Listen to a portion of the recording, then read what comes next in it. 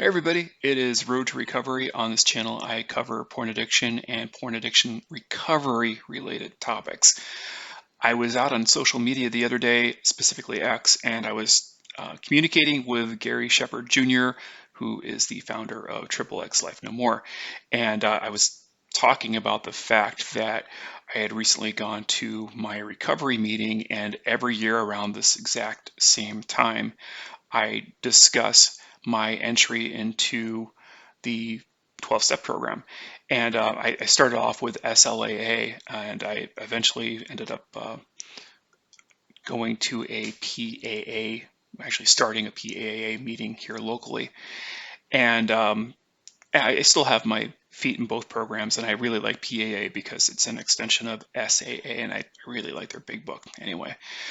The reason I was talking about that is because it's kind of a big deal for me. I like to do it on my anniversary. In other words, that week that everything had come to a head for me when I had truly hit my rock bottom, I I jumped in the program, and it was the beginning of a new way of life for me. And I don't think I could have done anything that I achieved had I not gone through a recovery program. That's how fundamental this whole situation was for me. I needed a life change. I didn't need to just stop my addiction. I needed to rethink the way I was living. And that started with getting into program. So Gary asked me the question because he's one of those people who had started his recovery program doing it the hard way. He didn't go into a organized recovery program. He actually just said, "I'm not going to do porn anymore," and that's a very rare feat that somebody can actually pull that off, and Gary managed to do that. But he wanted to, I think, hear what I talk about in my 20-minute share. And these shares, I've gone around through my local metro area, and I go to various meetings, and I tend to do this share a lot. As a matter of fact, I did one over the summertime by request. It's it's good to hear, but it's also good to talk about for me. And so what I'm going to do here is I'm going to pretend that we're all in a meeting together, and I'm going to share with you what I shared with that group and with every other group. And the difficulty for me is typically when we're inside of recovery group meetings, I only have 20 minutes. So I have to find ways of trimming off the fat, so to speak. But I sort of hate doing that because I'm always missing out something that I think is fundamental to the story. And what I'm going to do here is, because I have no cap on time, I'm going to tell the whole story. So, hi, my name is Road to Recovery, and I am going to be talking today about how I got into program and why the program was beneficial for me. It wasn't that long ago, 7 years as a matter of fact, that I walked into this recovery room, and I was not the person I am right now. I was an absolute mess. I had hit something called rock bottom. What is rock bottom? Rock bottom is when you're a complete and absolute mess. I was depressed, suicidal. I had recently gone through a major legal situation, which I will talk about here in a second, and I couldn't see purpose to life anymore. And I came into the room not knowing what to expect. All I know is that something had to change because I had just lost my job. I had just been crucified basically by my community. I had nowhere to turn to. And when I came into the room, I was just trying to keep an open mind. All I know is that something about the way I was living was wrong. Let me start off first by telling you my relationship to pornography, because that's why I'm here. I am a porn addict.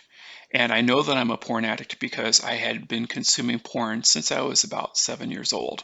Now, when I tell you that I was consuming porn at 7 years old, obviously it's difficult to be able to act out sexually when you're not even you don't have the capacity to act sexually. So it was more of an interest than anything. I was intrigued buy pornography when I was 7. And how did I get access to pornography? Well, there was a lot of pornography around my house. You see, my father was a huge consumer of pornography. He had porn everywhere in the house. Now, at 7 years old, I was only aware of the magazines on the top shelf of his bookcase, which he had prominently displayed out in our living room.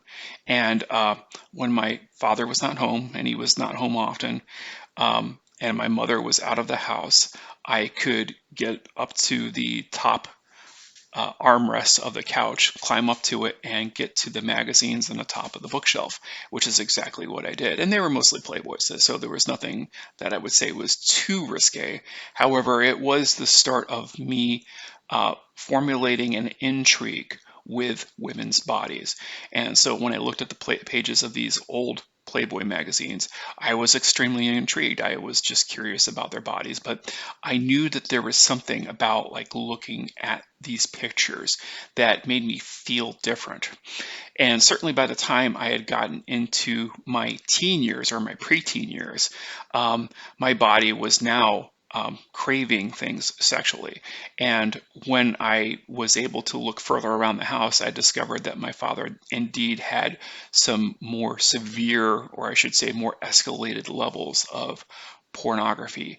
He had, Penthouse, Hustler, High Society, you name it. They were all there. Every single nasty magazine you could possibly imagine was inside of my father's bedroom. They were just out there, and they were easy for me to access when he wasn't home. And that's exactly what I did. I don't want to lay everything on my father's shoulders because I grew up in the 80s. And so during my formative years, there was, I would say, a lot of pornography that was freely available. When I say freely, I could take my bicycle down the road and find discarded magazines on the side of the road. And you can hear some of my stories and some of my other videos when I talk about stories of a porn addict.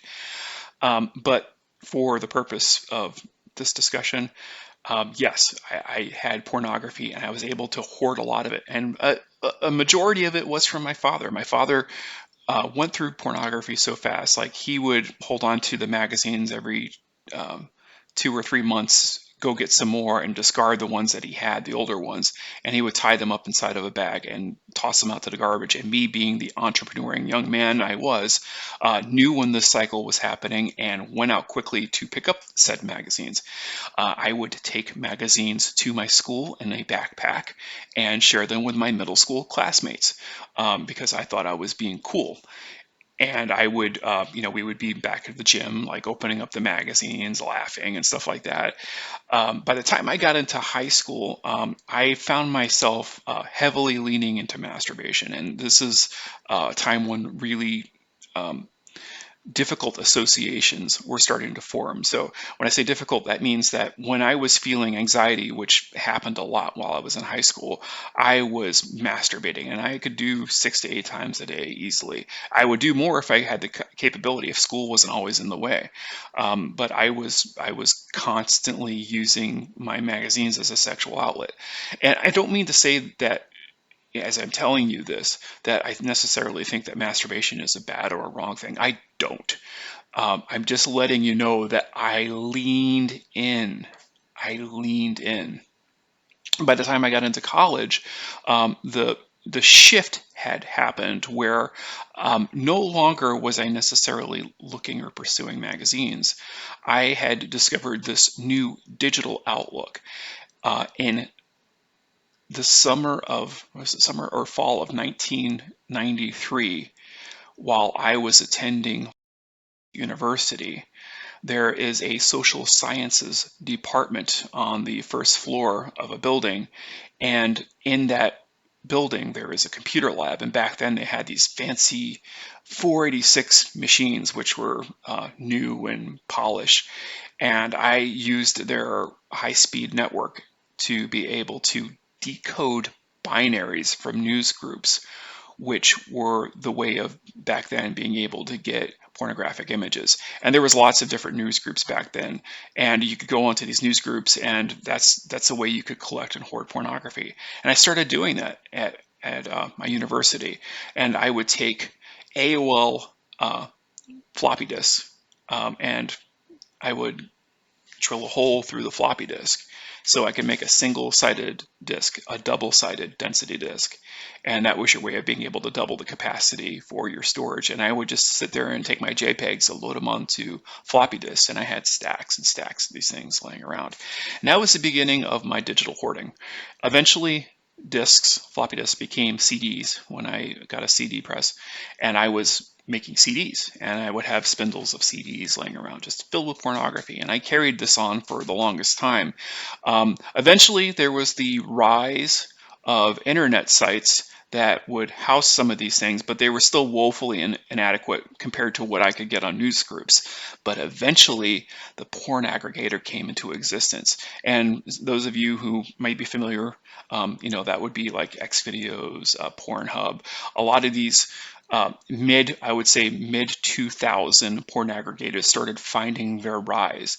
And the purpose of that was to just be able to collect various different content wells into one centralized area where they could monetize the content.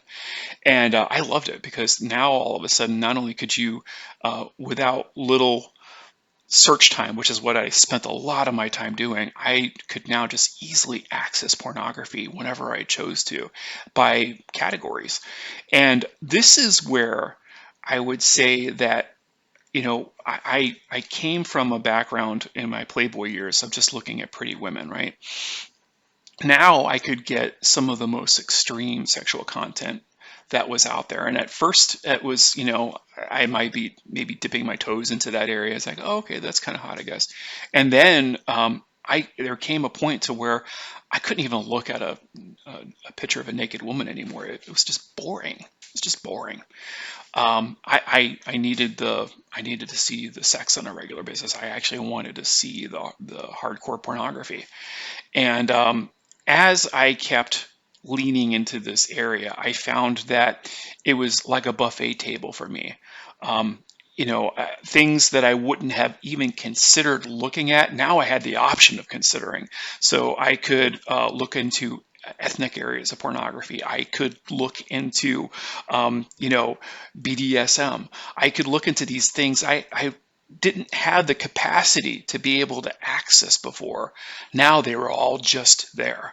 And so I found myself looking at every single aggregator, and eventually I got to a point where I would label the conventional studio pornography became boring to me. In other words, if you were in front of a camera and it was obviously a studio effort, I could get 6 seconds into that and just recognize it for what it was. And I was like, they're going to do this, they're going to do that. Pfft, boring.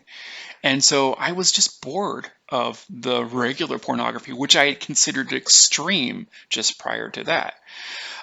There was an area of pornography that I had yet explored, and that was cam porn. It was relatively new in the time that I was just starting to get into it. And the aggregators of all the content of pornography that was available, cam porn was just a very small sliver. So you could get some of it through the aggregators, but you couldn't get all of it. And I liked cam porn. The reason why I liked cam porn is because it felt authentic. But I had a problem. My problem was that I'm cheap. I was so used to, for decades, I had been getting porn for free. Didn't pay for it. Never did. Right? So when I wasn't paying for pornography, why would I start now? And so I thought I was the smartest human being in the room and decided that I was going to go ahead and use some of my Tor sites and some of my Tor programs for downloading cam porn. So I wouldn't have to pay for it. I could just get other people's recordings. Now I'm going to put a pause there because there's another aspect of what's going on here that I need to explain to you. And that's something was happening to me during this time frame where I was getting bored. I had did some job transitions, and there was lots of pressure on me because my level of importance within a company was starting to go up. And as I was going through this transition, more pressure was placed on my shoulders to perform. And I was I was more noticeable now. People were paying attention to what I was doing. I started manifesting behavior issues. And by behavior issues, I started having panic attacks. My first panic attack happened to me while I was ordering a pizza at a pizza place. And I was looking up at the menu. My boss was with me at the time. And all of a sudden, I felt a little lightheaded. And before I knew it, I couldn't move.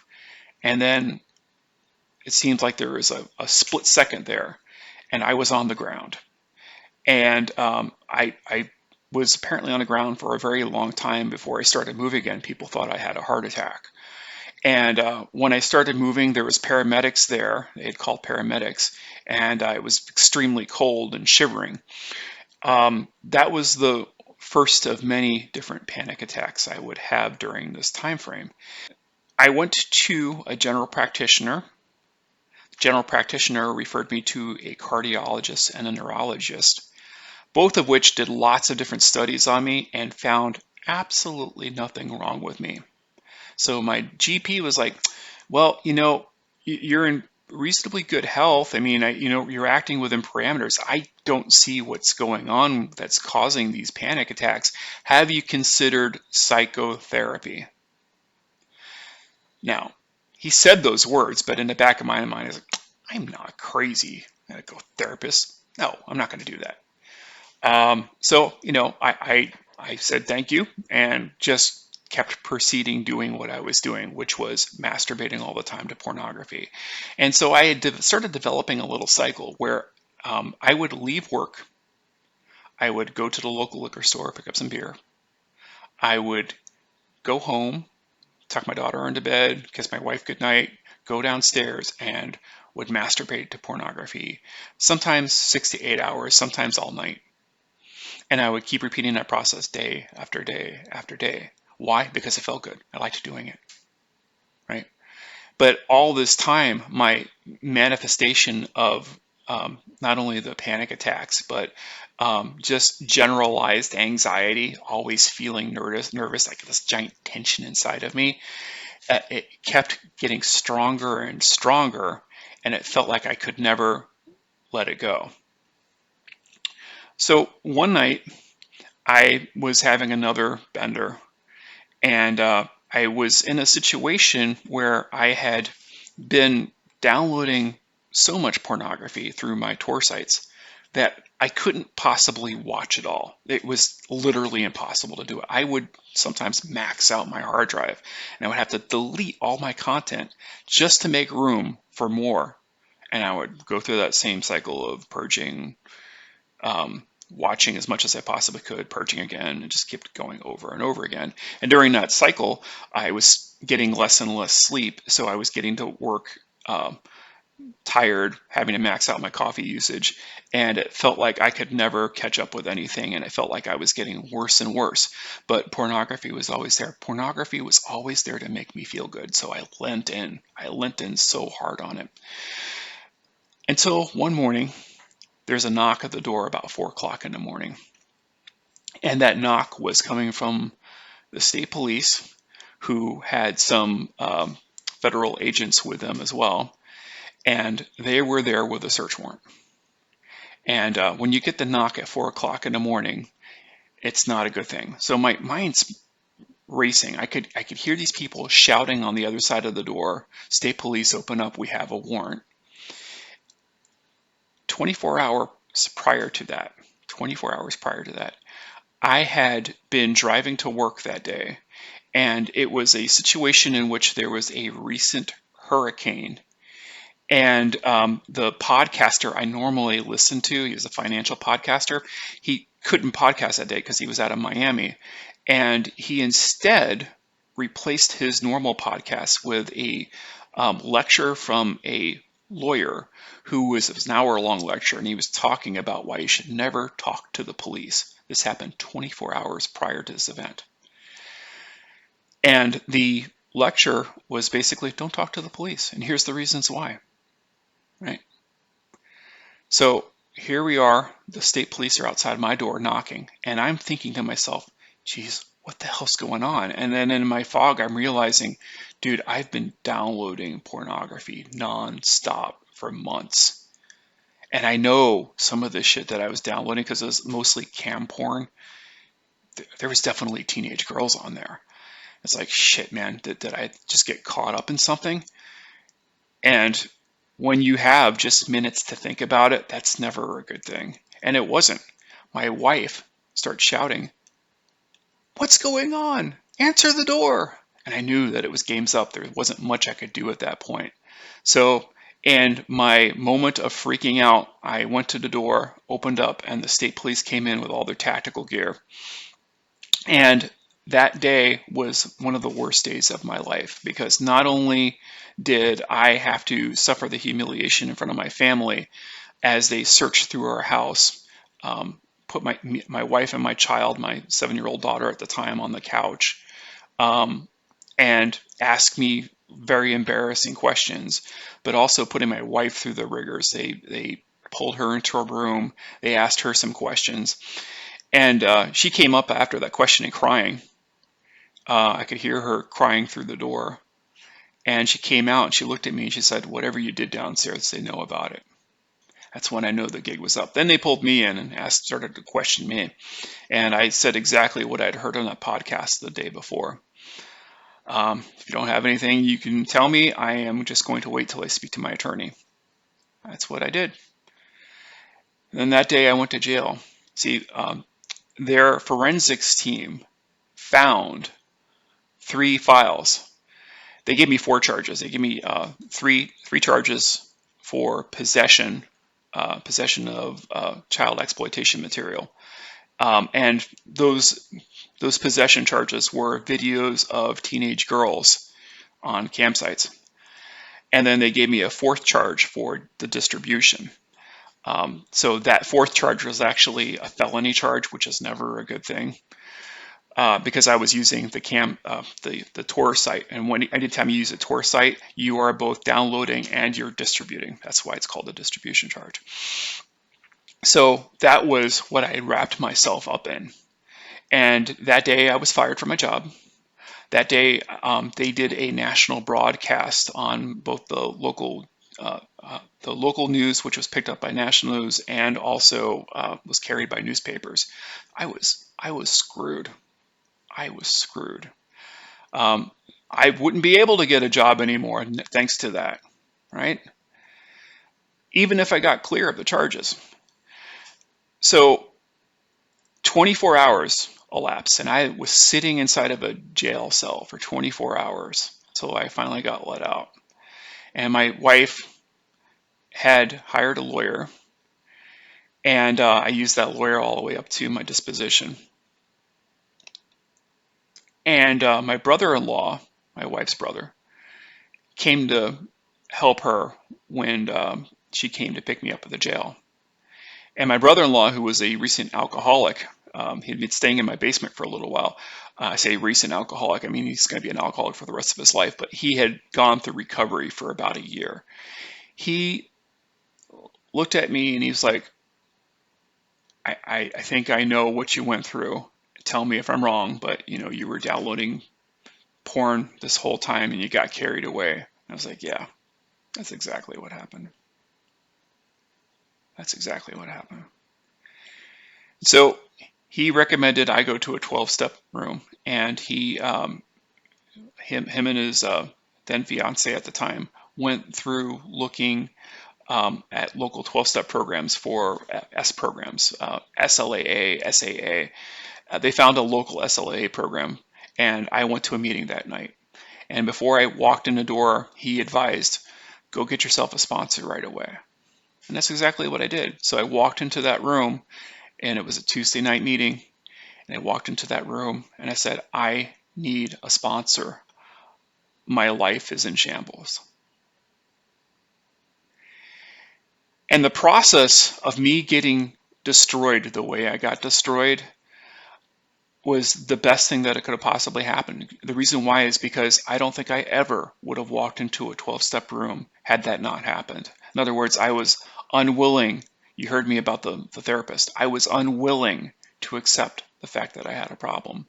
It wasn't until the worst things possibly that could happen to me happened that I finally opened myself up to change.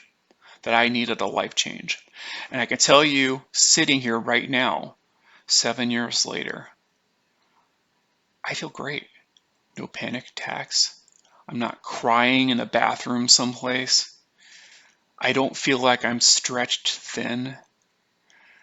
I seized onto a new way of life, and that way of life was difficult. I had to learn how to adapt. I had to be working on myself all the time. My first rule I tell every single new sponsee that I take on, it's like recovery is always number one. You're going to tell me something's important. You're gonna write your list of things you got to do on a piece of paper, and the one that has the number one priority each and every single time is whatever is recovery related. Doesn't mean you necessarily do it first, but it has the first priority. You always start working on yourself. It's the only way you succeed in recovery. So let me tell you the end of my story. The end of my story is in 2022, I finally got a chance to go back before a judge. Now, I had served time. I eventually had to serve time. I served time in a local correctional facility. But after that time, I got to get back in front of a judge, and several years had elapsed since I did my disposition date.